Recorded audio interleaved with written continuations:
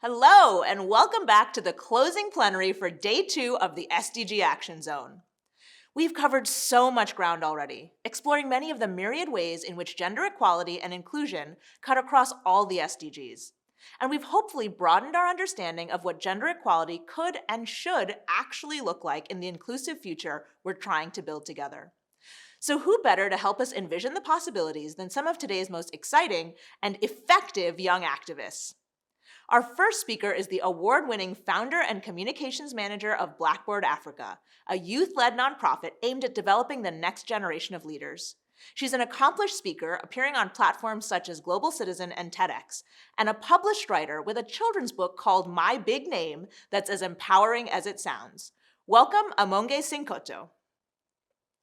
Next up is a women's rights leader and negotiator who's championed the role of young women in conflict resolution from her post as Young Woman Mediation Ambassador at the International Center for Peace, Human Rights and Development, Africa. And she's been recognized by the government of Kenya and partners, including the World Bank, for her work as a young innovator creating youth employment opportunities. We're so happy to have you, Halima Nyota. Finally, rounding out our panel is a queer feminist activist, movement builder, and writer from Bulgaria. He's been fighting tirelessly for sexual and reproductive health, comprehensive sexuality education, and LGBTIQ issues, and against HIV and domestic violence.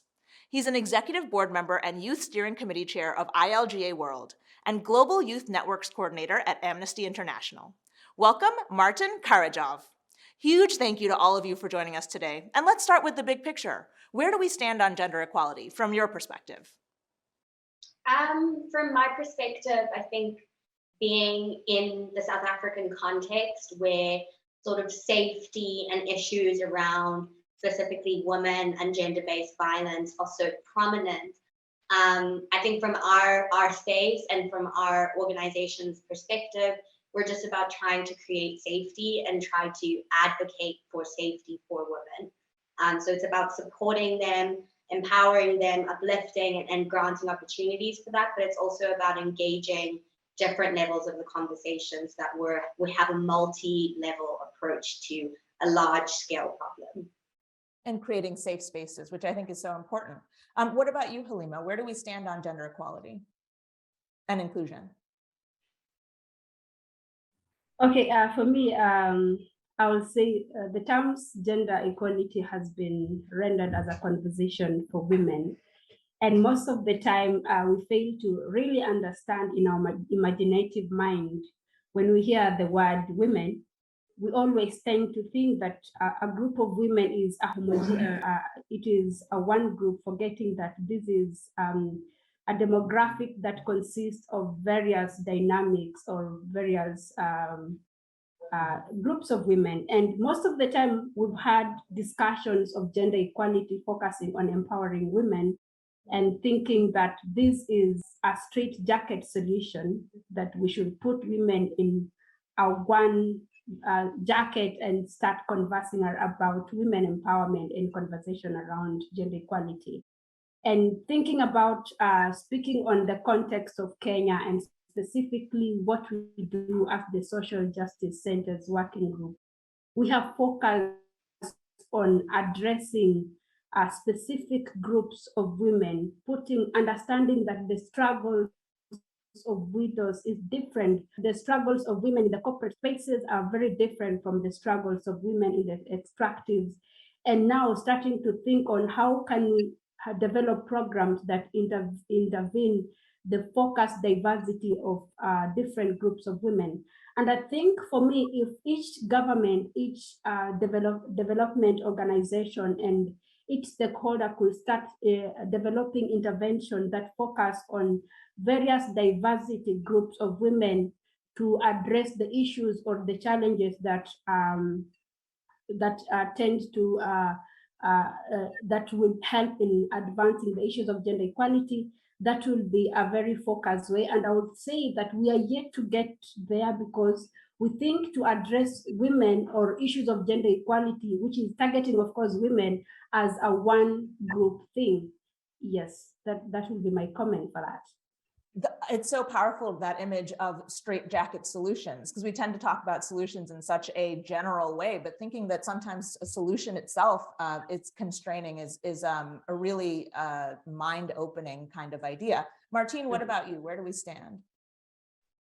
I think where we stand is that to really truly achieve what we've set to achieve for gender equality and justice, we really need everyone around the table to be involved meaningfully.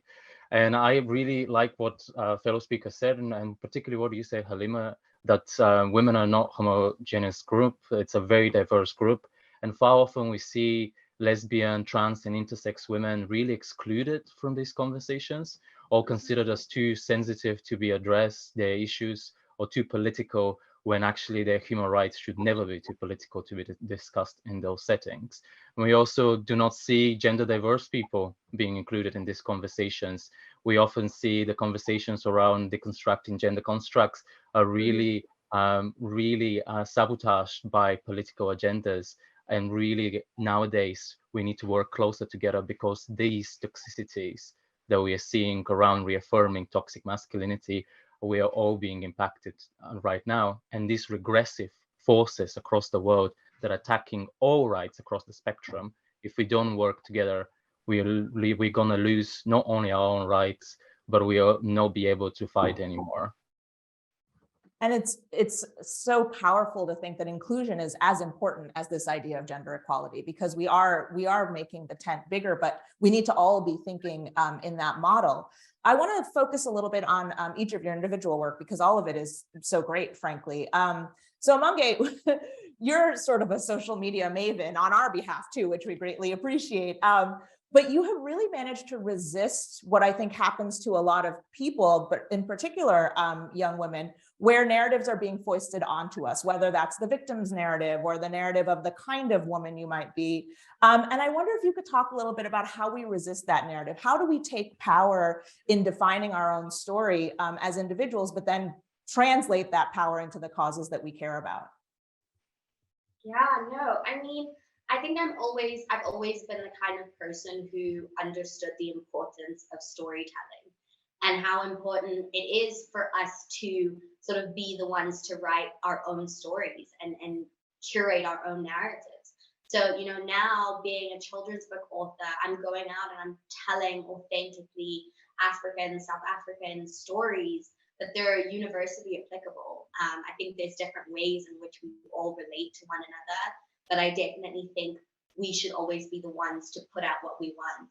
And so I think for me, that's just always been a helpful guide, because I can put out exactly how much I want to put out, I'm very much in control of that. So my social media has sort of been an amplifier for the work that I'm already doing, for sharing those stories, for continuing in the action. I think that's what it needs to be sort of accompanied with. Social media is an amazing tool, but it needs to be accompanied with actual on the ground action.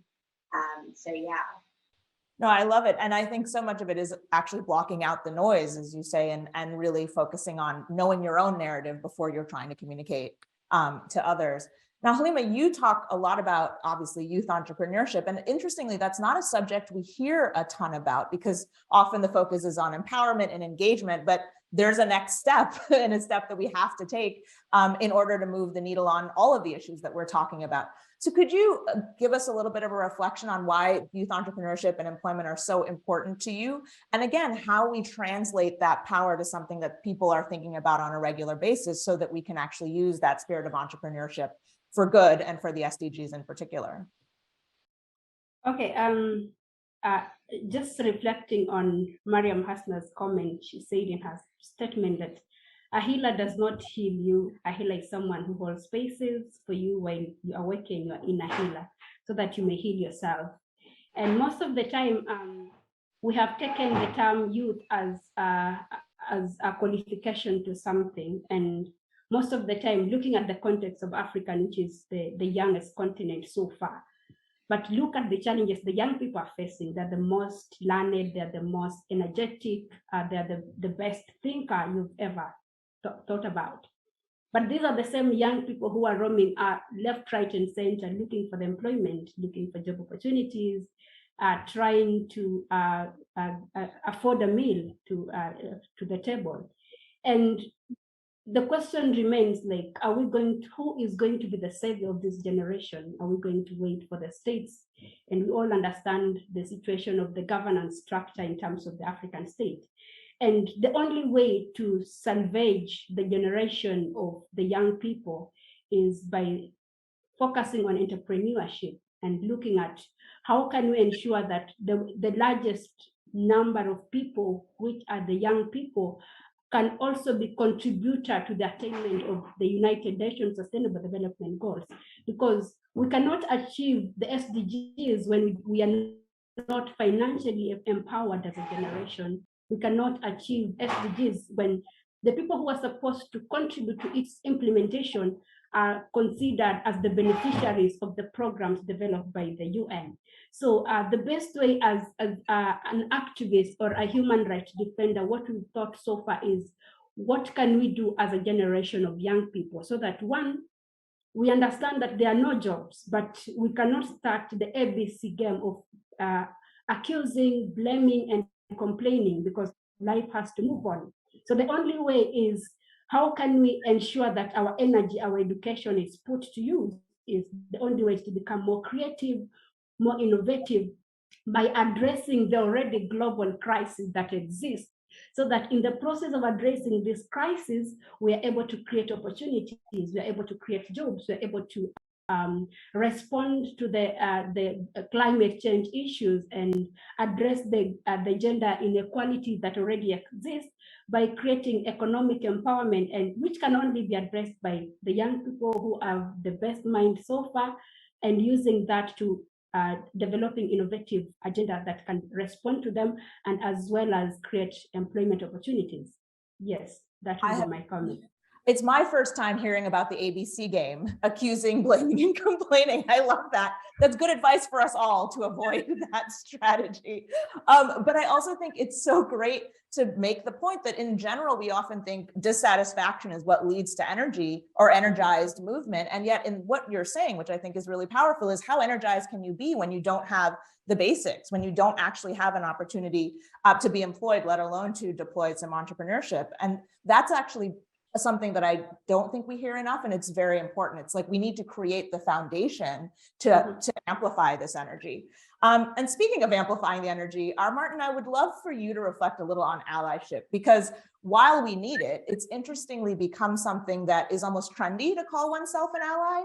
And I wonder if you could talk a little bit about what we actually need in allies and how allies can actually authentically contribute to these causes without making it about simply being an ally or calling or branding oneself an ally.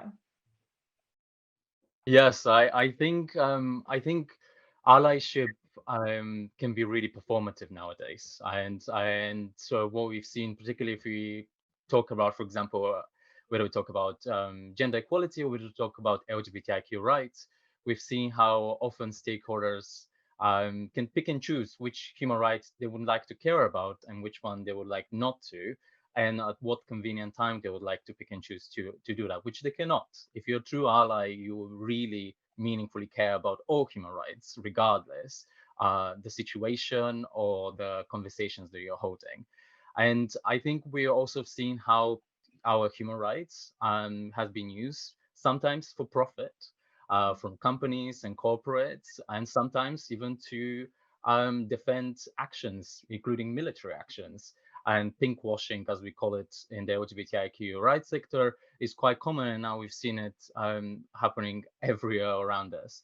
What is important is our community to stand up against this and hold those accountable and call them out on what they do. But also our allies really need to step up their game. If they really, really care about gender equality, LGBTIQ rights, they really need to, what our fellow speaker said, invest and put money where their mouth is into those movements that really deliver the services and fight on the ground. Not to the usual suspects, not to those that are convenient and bring them a lot of attention and potentially more exposure, more customers, or to politically at that time the correct solution for them. We really need to see from allies stepping up in times of crisis that really put human rights at the forefront and support the activists on the ground. We don't really need more platitudes and more abuse of our rights from those that pretend to be allies. Yeah. More use, misuse, and abuse, as we say. It's almost like there needs to be some introspection happening as allies, where you're asking yourself, what is my motivation here? And if it's anything but the cause, there's more work to do. I wonder if we could talk a little bit about challenges, because obviously we hear all the time that young people are the reason anyone has hope, and nice for others to say, but that puts all the onus on all of you to do the work. And so when you look forward over the next 50 plus years of the work that's left to do, what do you think the biggest obstacles are to actually achieving gender equality and inclusion? And what's your perspective on how we actually overcome said obstacle? And Martin, why don't we start with you and go back around? I think the biggest obstacles is that we need to actually start with an honest conversation, is that where we are right now, we won't be achieve what we've set to do, and we won't be able to achieve the SDGs where we are in the current progress. And I think we starting with the honest conversation that we are really behind is one of the crucial areas. And the challenges we are facing is that we're facing more regressive politics. We're facing more criminalization, for example, we're seeing of LGBTIQ people, more regressive policies on reproductive rights for women and all gender diverse people that we're seeing, and in places that we thought we've won the battles, but clearly that's not the case. We shouldn't be complacent. We should really work across movements because what we've seen is that attack on one human right follows another one, and they work. Those that attack us do not pick and choose, and we should not pick and choose which one we care about either. And I think other challenges that we see as well in particular is that the young people that are fighting on the ground are really not represented in politics in their own full diversity, and they're frustrated. And if those in power really are not able to address the issues that we're really currently facing, the multiple crises, they should either follow young people in their really innovation and progress they do, or they should really get out of the way, because we don't have really time to spend anymore. We don't have the privilege of time, unfortunately. If it's not working, create space so that it can work, because there are lots of people with solutions. Halima, what about you? A reflection on the challenges? I think looking at the challenges, we have focused on addressing the challenges that face young people theoretically and not practically. We sit in a boardroom, develop guidelines and frameworks that we feel someone goes sit somewhere and thinks that the challenges the young people across this globe are facing should be addressed in a point A, B, C, and D.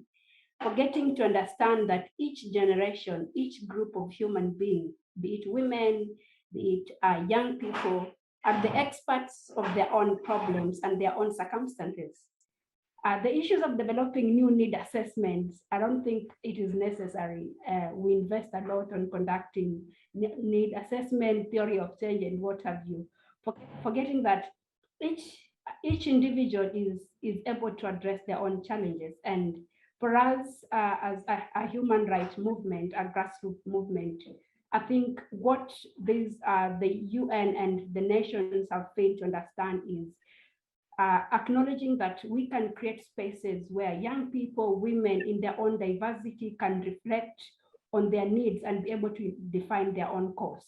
That is something that is yet to be accepted, that a group of young people in the slums of Kibera can sit down and develop the response to their own challenges. We invest a lot in sitting and developing frameworks and policies by our own selves, forgetting to include the person who is most affected by their own challenges. So I think we need to reintegrate the wheel and start thinking on, if we are targeting, if you want to address climate change, and probably we need to think who is mostly affected by climate change issue, who is the most affected by the issue of economic empowerment, and we go back to them and ask them how do they think they can be able to address their own challenges.